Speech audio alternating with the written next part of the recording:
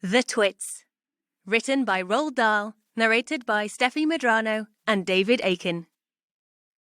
Dirty Beards. As you know, an ordinary unhairy face like yours or mine simply gets a bit smudgy if it's not washed often enough, and there's nothing so awful about that. But a hairy face is a very different matter. Things cling to hairs, especially food. Things like gravy go right in among the hairs and stay there. You and I can wipe our smooth faces with a flannel and we quickly look more or less all right again, but the hairy man cannot do that.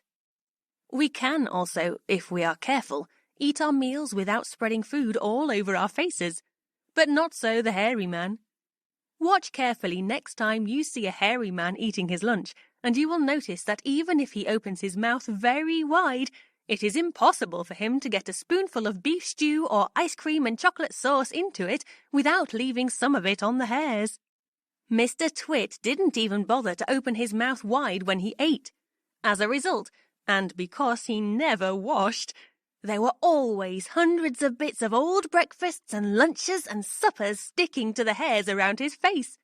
They weren't big bits, mind you, because he used to wipe those off with the back of his hand or on his sleeve while he was eating. But if you looked closely, not that you'd ever want to, you would see tiny little specks of dried-up scrambled eggs stuck to the hairs, and spinach and tomato ketchup and fish fingers and minced chicken livers and all the other disgusting things Mr. Twit liked to eat.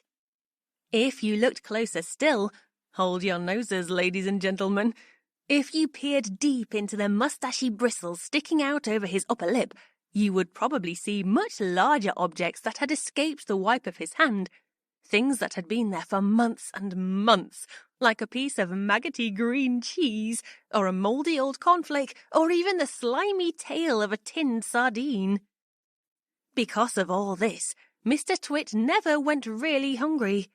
By sticking out his tongue and curling it sideways to explore the hairy jungle around his mouth, he was always able to find a tasty morsel here and there to nibble on. What I am trying to tell you is that Mr. Twit was a foul and smelly old man. He was also an extremely horrid old man, as you will find out in a moment.